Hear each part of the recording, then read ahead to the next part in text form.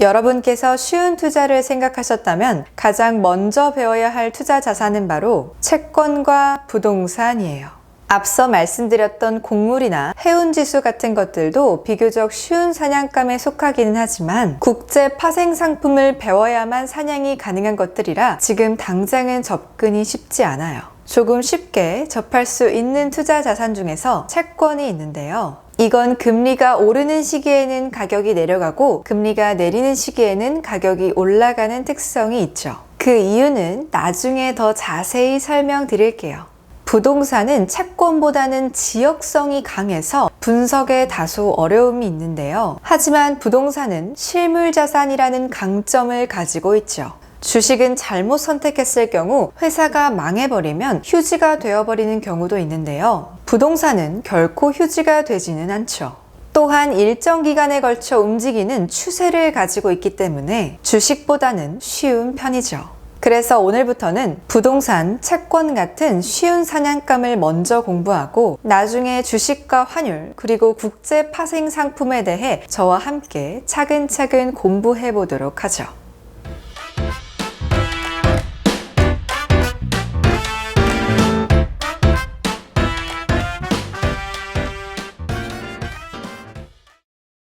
오늘은 먼저 주식과 채권의 차이부터 알려드릴게요. 먼저 주식은 회사 권리에 대한 증서를 잘게 잘라놓은 것이라고 보시면 돼요. 예를 들어 여러분이 카메라에 관심이 있다고 해볼게요. 카메라를 만드는 회사를 갖는 것이 꿈이지만 회사를 경영할 능력이 아직 없고 돈도 부족하다면 그 회사의 권리를 잘게 쪼개놓은 주식에 투자함으로써 그 회사 권리의 일부를 살 수 있죠. 즉 주식을 산다는 것은 그 회사에 대해 부분적으로 권리를 갖고 주인이 되는 것을 의미해요. 특정 회사가 외부로부터 빌린 돈을 증서화한 것을 채권이라고 하는데요. 카메라를 만드는 회사의 채권을 산다는 것은 내가 그 회사에 돈을 빌려주는 걸 의미해요. 여러분께서 주식에 투자했다는 것은 특정 기업에 투자했다고 할 수 있지만 채권의 경우 엄밀한 의미에서는 투자보다는 매수라는 표현이 좀 더 현실감이 있죠.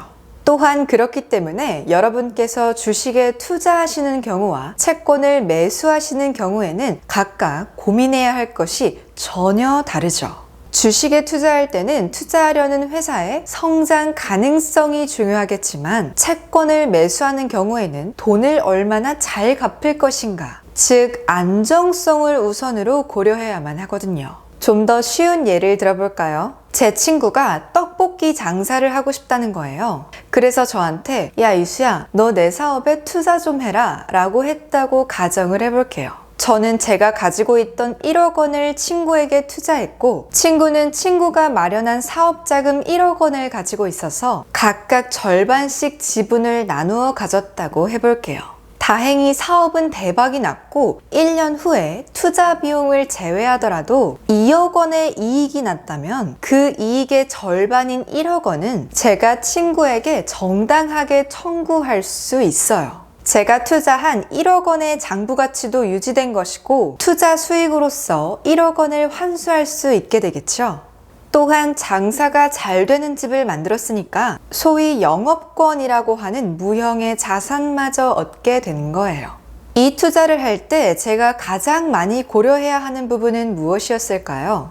점포의 위치는 좋은지, 하루 유동 인구는 얼마나 되는지, 혹은 회전율은 얼마나 되는지, 바로 떡볶이집이 성공할 수 있을지에 대한 여부예요. 하지만 제 친구가 떡볶이집을 하고 싶으니 그냥 돈을 좀 빌려달라고 했고 제가 친구의 제안에 동의했다면 얘기가 좀 달라지겠죠. 친구가 아무리 대박이 났다고 해도 약정된 이자를 제외한 어떠한 청구도 할 수 없을 거예요. 연리 5%로 빌려줬다면 장사가 잘 돼서 2억 원의 수익이 났다고 해도 1년 이자로 약속된 500만 원 이외에 추가적인 수익은 기대할 수 없죠.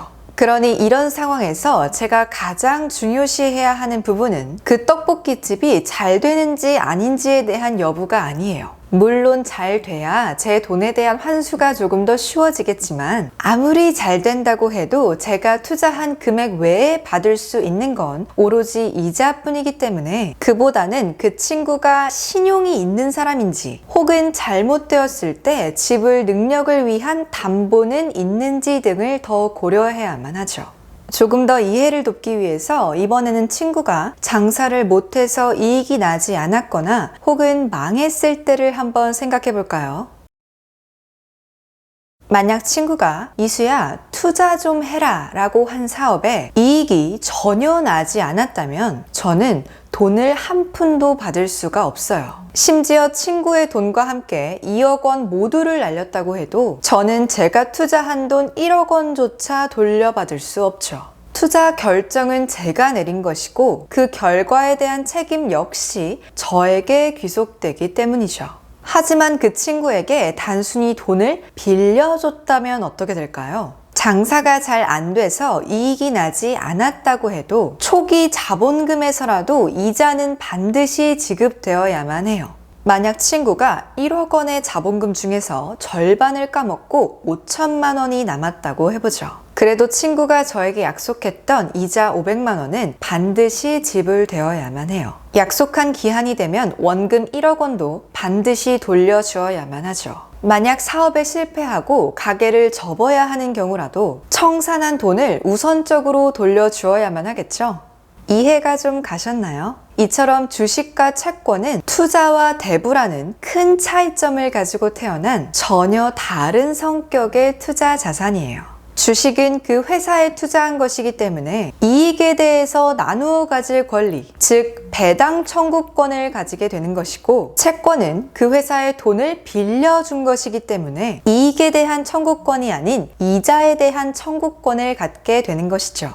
정리해볼까요? 채권을 매수하시면서 그 회사 정말 유망한 회사야 라고 생각하셨다면 잘못된 접근이에요. 이자를 받고자 하시는 분이 아무리 빠른 성장을 하는 회사인들 무슨 소용이 있을까요? 그보다는 그 회사 안정성이 매우 좋은 회사야 라고 생각을 하셨다면 제대로 된 접근이죠. 주식에 투자하시면서 그 회사의 안정성을 고려하는 것이 전혀 틀린 접근은 아니겠지만 안정성을 고려하셨다면 주식보다는 채권을 사시는 게 옳은 방법이죠. 주식에 투자하신다면 그 회사가 장차 얼마의 가치까지 성장할 수 있는지를 우선적으로 살피셔야겠죠? 오늘도 유익한 시간 되셨기를 바라면서 저는 다음 시간에 더 재밌고 더 쉬운 영상으로 찾아올게요.